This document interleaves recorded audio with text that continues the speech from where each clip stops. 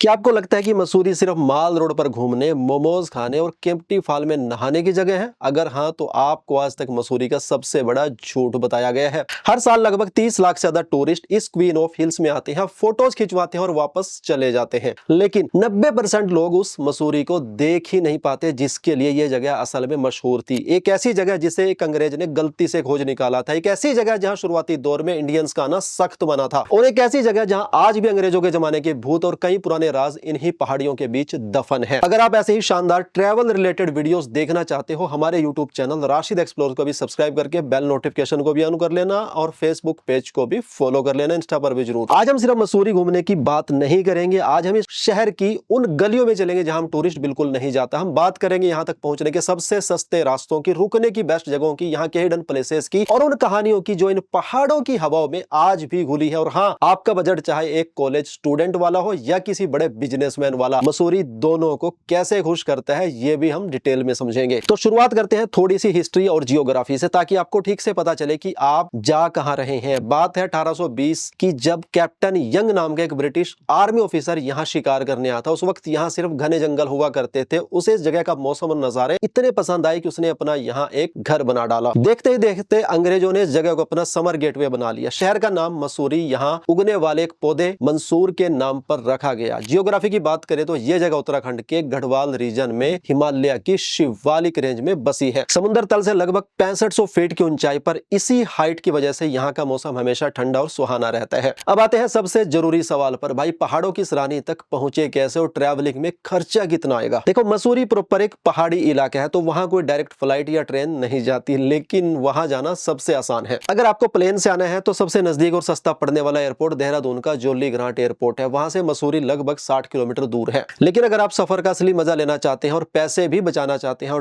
तो ट्रेन सबसे best option है। आपको किसी भी तरह देहरादून रेलवे स्टेशन आना होगा। इंडिया के लगभग हर बड़े शहर से देहरादून के लिए डायरेक्ट ट्रेन चलती हैं। दिल्ली एनसीआर वालों के लिए तो ये आशीर्वाद है। रात को ट्रेन में सो जाओ और सुबह सीधा देहरादून। स्टेशन से बाहर निकलते ही आपको सामने बस स्टैंड दिख जाएगा। वहां से सिर्फ 60 से 80 रुपए में उत्तराखंड रोडवेज की बस आपको सीधा मसूरी छोड़ देगी। अगर बस में नहीं जाना, आप रिच फील करते हो, तो 1000 से 1500 रुपए में प्राइवेट टैक्सी भी आराम से मिल जाती है, जिसे आप चाहो तो किसी और के साथ भी शेयर कर सकते हो। पहुंच तो गए आप मसूरी, लेकिन घूमने निकलने से पहले अपना सामान कहाँ रखे, यानी रुकना कहाँ है भाई? इस खूबसूरत जगह पर आने का सबसे सही मौसम कौन सा है, वो भी हम थोड़ा डिटेल में समझते हैं। मसूरी एक ऐसी जगह है जहाँ आप साल में कभी भी जा सकते हो, बस मॉनसून के 2 महीने जुलाई और अगस्त को छोड़कर, क्योंकि पहाड़ों पर बारिश का मतलब है लैंडस्लाइड्स का खतरा और लंबे ट्रैफिक जाम्स। अगर आपको ठंडी हवाओं के बीच धूप सेकनी हो तो मार्च से लेकर जून का टाइम सबसे बेस्ट है। लेकिन अगर आपको असली जन्नत देखनी है और बर्फ गिरती हुई देखने का शौक है तो दिसंबर एंड से मिड फरवरी के बीच आइए। इस वक्त पूरा शहर सफेद चादर ओढ़ लेता है और नजारा एकदम मैजिकल लगता है। बात करते हैं रुकने की। जैसा मैंने पहले बताया था कि मसूरी हर जेब को सूट करता है। अगर आप दोस्तों के साथ आए हैं या एक बजट सोलो ट्रैवलर हैं तो लाइब्रेरी चौक और कैमल्स बैक रोड के आसपास आपको बहुत सारे अच्छे हॉस्टल्स और सस्ते गेस्ट हाउसेस मिल जाएंगे। हॉस्टल में आपको 600 से 1000 रुपए के बीच में एक आरामदायक बेड और बढ़िया वाइब मिल जाएगी। और अगर बजट की कोई टेंशन नहीं है, फिर आप एकदम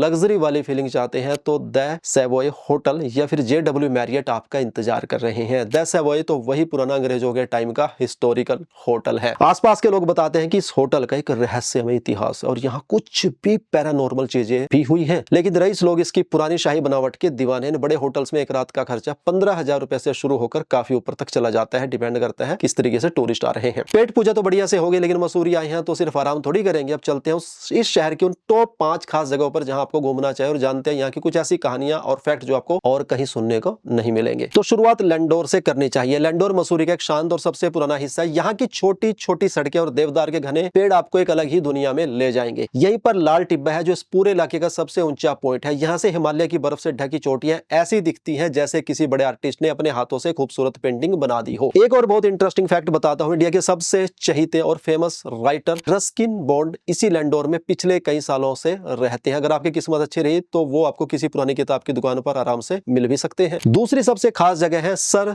जॉर्ज एवरेस्ट हाउस। क्या आपको पता है कि दुनिया की सबसे ऊंची चोटी माउंट एवरेस्ट का नाम आखिर किस इंसान पर रखा गया था? सर जॉर्ज एवरेस्ट के नाम पर। और ये वही घर है जहां से उन्होंने इंडिया की जियोग्राफी और बड़ी बड़ी ऊंचाइयों को नापने का काम किया था। यह जगह थोड़ी सुनसान और पहाड़ी के ऊपर है, लेकिन यहाँ बैठकर जो सनसेट दिखता है वो लफ्जों में बयान नहीं किया जा सकता। अगर आपको थोड़ी शांति और स्पिरिचुअल कनेक्शन चाहिए तो तीसरी जगह ज्वाला देवी मंदिर जरूर जाएं। बेनोंग हिल के टॉप पर घने जंगल के बीच बना यह पुराना मंदिर मां दुर्गा को समर्पित है। इंडियंस के लिए यह जगह सिर्फ एक टूरिस्ट स्पॉट नहीं बल्कि गहरी आस्था का केंद्र है। पहाड़ों की ऊंचाई पर आकर जो सुकून इस मंदिर में मिलता है वो बड़े शहरों की भाग दौड़ वाली जिंदगी में और कहीं नहीं मिल सकता। चौथी जगह पर आप एक जबरदस्त कल्चरल ब्लेंड देख सकते हैं और वो है हैप्पी वैली। यह जगह मसूरी का मिनी तिब्बत है। क्या आप जानते हैं कि 1959 में जब दलाई लामा अपना देश छोड़कर इंडिया आए थे तो शुरुआत में उन्होंने अपना ठिकाना यहीं पर बनाया था। यहाँ के छोटे छोटे Buddhist temples, colourful prayer flags और घूमते हुए प्रेयर व्हील्स यहाँ की हवा में एक अलग ही पॉजिटिव एनर्जी घोल देते हैं। यहाँ आकर आपको एक पल के लिए लगेगा ही नहीं कि आप उत्तराखंड में हैं। और पांचवी जगह जो लगभग हर किसी के लिस्ट में सबसे ऊपर होती है वो है केम्प्टी फॉल। हालांकि सच्चाई ये है कि केम्प्टी फॉल पीक सीजन में काफी ज्यादा क्राउडेड होता है और वहाँ शोर शराबा भी मिलता है। इसलिए अगर आप भीड़ भाड़ से बचना चाहते हैं और नेचर को अकेले में फील करना चाहते हैं तो आप भट्टा फॉल्स या झड़ी पानी फॉल्स भी जा सकते हैं। ये झरने कंपैरेटिवली काफी शांत और रिलैक्स करने के लिए बेस्ट है। मैं रिसेंटली गया था और जल्दी आपको इसके एक शॉर्ट वीडियो भी देखने को मिल जाएगा। लोग यहाँ इतनी भारी संख्या में इसलिए आते हैं क्योंकि मसूरी हर उम्र के इंसान को कुछ ना कुछ देता है। दोस्तों के लिए ट्रेकिंग, कपल्स के लिए रोमांटिक, ठंडी हवा और बड़ों के लिए शांति। लेकिन पहाड़ों पर आने वाले नए लोगों को कुछ कल्चरल शॉक्स भी लगते हैं। और सबसे जरूरी बात, जब आप वापस जाएंगे तो घर वालों के लिए और दोस्तों के लिए वहां से ऐसी कौन सी चीजें ला सकते हैं जो जिंदगी भर इस ट्रिप की याद दिलाती रहे। आइए इस पूरे सफर को आखिरी हिस्से में समेटते हैं। जब आप पहली बार इन पहाड़ों की लाइफ को करीब से देखते हैं तो बड़े शहरों से आए लोगों को छोटे छोटे कल्चरल शॉक्स लगना बहुत आम बात है। सबसे पहला झटका लगता है यहाँ के टाइम को देखकर। मेट्रो सिटीज में जहाँ रात 9 बजे जिंदगी शुरू होती है वहां मसूरी और खासकर उसके आसपास के इलाकों में रात 8 बजे तक दुकानें बंद होने लगती है और सड़कों पर सन्नाटा छा जाता है। पहाड़ी लोग सुबह जल्दी उठते हैं और नेचर के हिसाब से सोते हैं। दूसरा बड़ा शौक यहाँ के लोगों को फिजिकल स्टेमिना देखकर लगता है। यहाँ के लोकल्स खड़ी चढ़ाई ऐसे आराम से चढ़ते हैं जैसे किसी फ्लैट रोड पर चल रहे हो, जबकि हमारी सांसें 10 कदम में ही फूलने लगती है। ये लोग दिल के बहुत साफ, मददगार और मेहनत करने वाले होते हैं और उनसे कभी रुक कर बात कीजिएगा, आपको एक अलग ही अपनापन और ठहराव महसूस होगा। अब सफर खत्म होने को